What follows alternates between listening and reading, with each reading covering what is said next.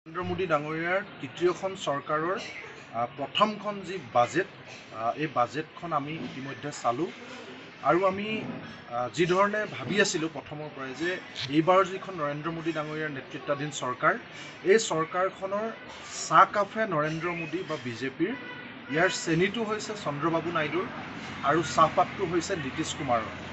গতিকে এই ধৰণৰ এখন বাজেটে আমি ভাবিছিলোঁ যে বিজেপি চৰকাৰে আচলতে এনেকুৱা এখন বাজেটেই কৰিব, কাৰণ তাৰ মাত্ৰ দুটা উদাহৰণ দিলে আপোনালোকে অসমবাসী ৰাইজে সকলো কথা বুজি পাব যে এইবাৰৰ বাজেটত মই প্ৰথমতেই কৈছোঁ যে নৰেন্দ্ৰ মোদী ডাঙৰীয়াই কেৱল নিজে প্ৰধানমন্ত্ৰী হৈ থাকিবৰ কাৰণে তেওঁৰ সোঁফালে যদি নীতিশ কুমাৰ আৰু বাওঁফালে কান্ধত চন্দ্ৰবাবু নাইডুৰ দুয়োগৰাকীৰ কান্ধত ভেজা দি তেওঁ প্ৰধানমন্ত্ৰী হৈ থাকিবৰ কাৰণে এই বাজেটখনত তেওঁ উলংগ ৰূপত অৰ্থনৈতিক পেকেজবিলাক ঘোষণা কৰিলে।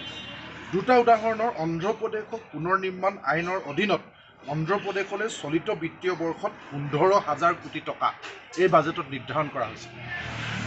সমগ্ৰ ভাৰতবৰ্ষৰ ভিতৰত অন্ধ্ৰপ্ৰদেশলৈ নৰেন্দ্ৰ মোদী ডাঙৰীয়াই নীতিশ কুমাৰৰ জৰিয়তে ছাপোৰ্ট লৈ প্ৰধানমন্ত্ৰী হৈ থকাৰ স্বাৰ্থত কেৱল অন্ধ্ৰপ্ৰদেশৰ কাৰণে 15,000 কোটি টকা আৰু আমি দেখিলোঁ যে বিহাৰত বানমুক্ত বিহাৰ গঠন কৰিবৰ কাৰণে নীতিশ কুমাৰ ডাঙৰীয়াক সন্তুষ্ট কৰি ৰাখি প্ৰধানমন্ত্ৰী হৈ থকাৰ স্বাৰ্থত বিহাৰলৈ আগবঢ়াইছে 11,500 কোটি টকা।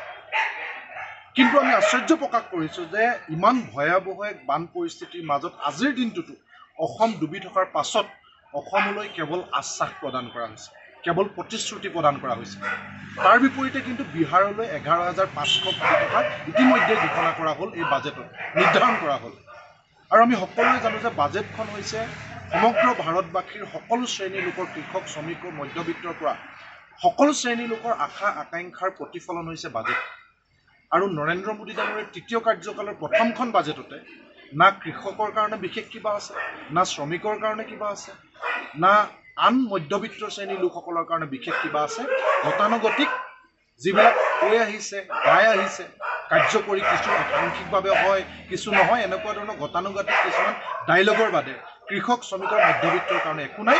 আৰু তাত উলংগভাৱে কি ধৰণেৰে ধনিক শ্ৰেণীৰ কাৰণে বিশেষ কিছুমান সুবিধা পাকে পকাৰে ৰং সানি তাত খোদিত কৰা হৈছে, সেয়াও আমি দেখিছোঁ।